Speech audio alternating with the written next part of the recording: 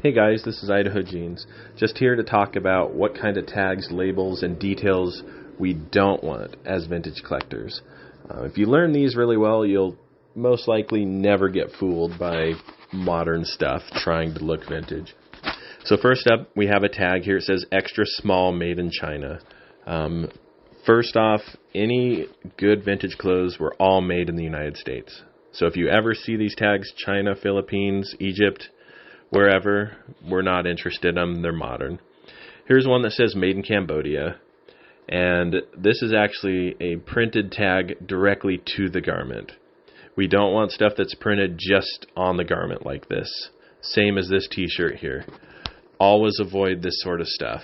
It's always modern. Here's another one made in Bangladesh.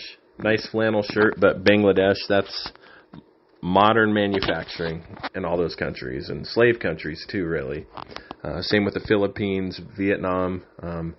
Modern stuff, not worth messing with for vintage dealers. Another thing you'll see is words like premium or vintage printed on tags.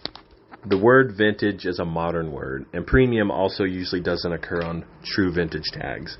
So just keep an eye out for that. If you find the words vintage on your label, you're looking at something that's modern. So just pass on it.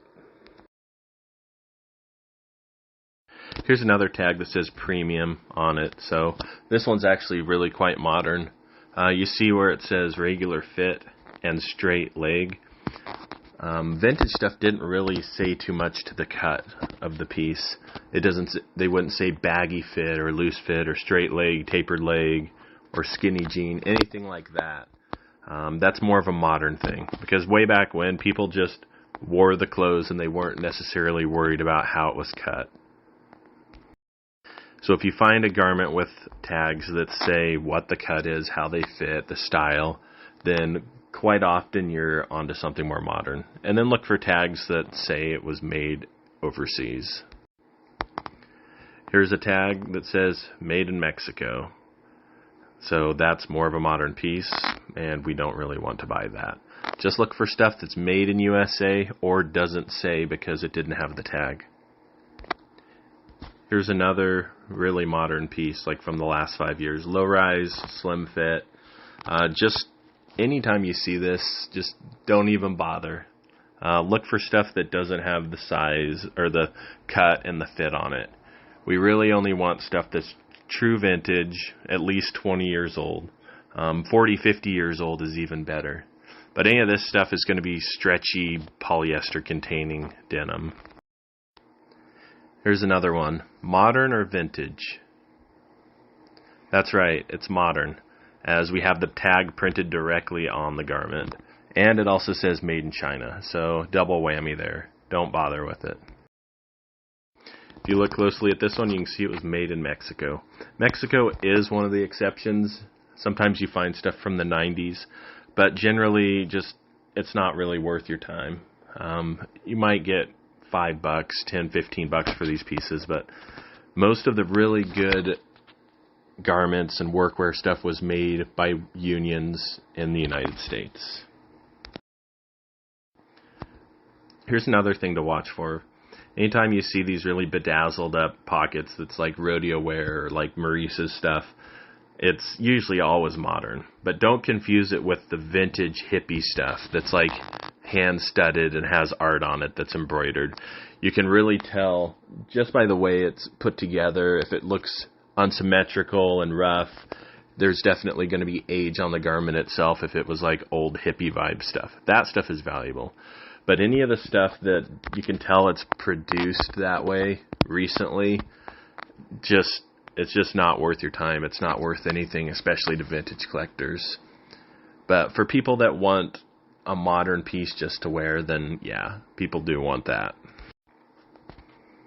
Stretchy denim. So more modern stuff is made out of like a polyester and has other fabrics in it that make the denim like soft and stretchy.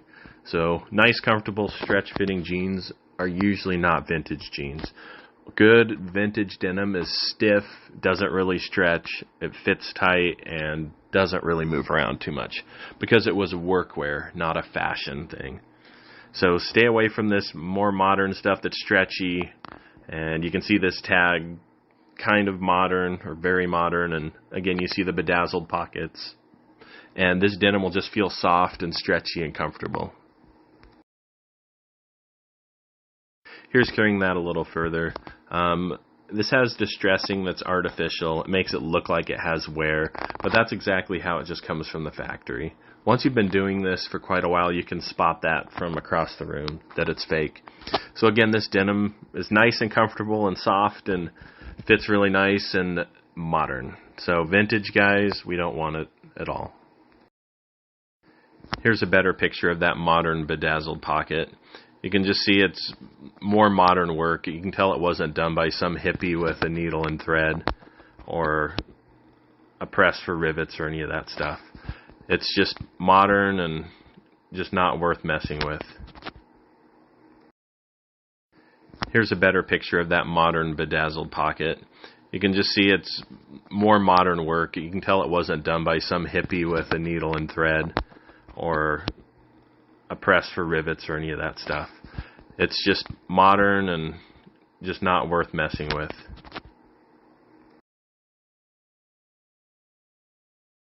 Here's a perfect example of a tag that says vintage on it and original. The word vintage is more of a modern word as far as fashion goes. People only recently wanted to wear vintage clothing, so it wasn't really an advertising gimmick back when. So anytime you see the word vintage, maybe I could say every time you see the word vintage, it's a modern piece. Nobody really wants that in the vintage community. They did a nice job on this label. I mean, it has the look of a vintage label, and it has the neat size tag right below it. But this tag is modern, so anytime you see the word vintage on a tag, don't bother. So in 1972, care tags were introduced on garments. Before then, they didn't really have wash instructions, material contents, and all that stuff. So early 1970s tags are very plain. They'll say wash cold or wash with warm water. That's it. These long silky tags like this are a dead giveaway that you're holding something super modern. Has all the contents, has the wash instructions in like 8 or 10 different languages. Anytime you see a long silky tag like this on any garment, it's modern, and vintage buyers don't want this stuff. So there's a couple examples here. You can see it has images of care. It has typed out care, machine wash, do not bleach, tumble dry. It has all this big long list. So just looking at this tag from across the room, you know it's modern just because it's this silky, big, long tag. Good vintage clothing also won't have non-English language on it. So that was in French, Spanish, Chinese. Not really something that we're after. At the top of this tag, you see it says 100% polyester. Polyester is a modern thing. Vintage collectors, buyers don't want it. Neither do consumers. We want 100% cotton or wool, but cotton is preferred. Next, you see it says regular fit. Again, it says fit, so usually that means it's more modern. Not necessarily a dead giveaway. But then it says made in China down below that, so that would be your third giveaway. Here's yet another one. It says vintage on the tag. It says 2% spandex. Lining is 100% polyester. It's regular fit. Made in China. Has Spanish on it. Like, nothing about this tag is vintage. There's like, 4 or 5 giveaways on it. So if you have any of those giveaways, just don't bother with it. The vintage right at the top is usually the best way to tell. Followed by polyester and spandex. Here's one last example of a modern tag trying to be vintage. Even says the word vintage on it, like we talked about earlier. And this is similar to that earlier tag. But when it says the word vintage on it, that means it's a modern piece. And it's maybe in a vintage style. Like this particular pair of pants does look like something out of the 40s or 50s. But you handle it and you'll see that there's polyester in it and possibly spandex and other stuff that wasn't around back then, especially not in workwear, because workwear back then was usually 100% cotton and would stand up to wear and tear. This newer stuff just doesn't. So again, always watch out for those big, long, silky tags. They usually have a ton of words on them, most of them in not English, Chinese or Spanish or French. So anytime you see any of those foreign languages on a tag, again, it's not something that a vintage collector is going to be interested in. Also watch out for that direct-to-garment printing. And what that was is the tag itself is printed directly on the shirt or directly on the jeans. So anytime, honestly, if you see on the inside of a pocket or something, the pocket bag or in the waistband of a jean, if you see stuff printed directly to the denim, that's going to be modern.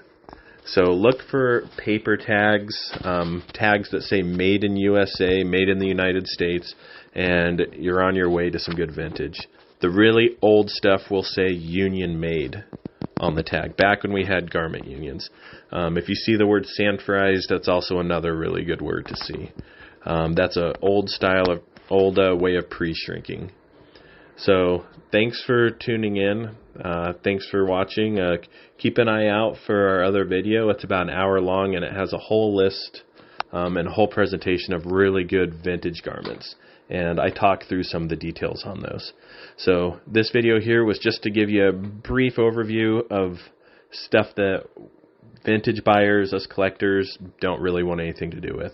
So hopefully this helps you narrow down the collection and the pile that you're sorting through. So again, thanks for tuning in. This is Idaho Jeans out.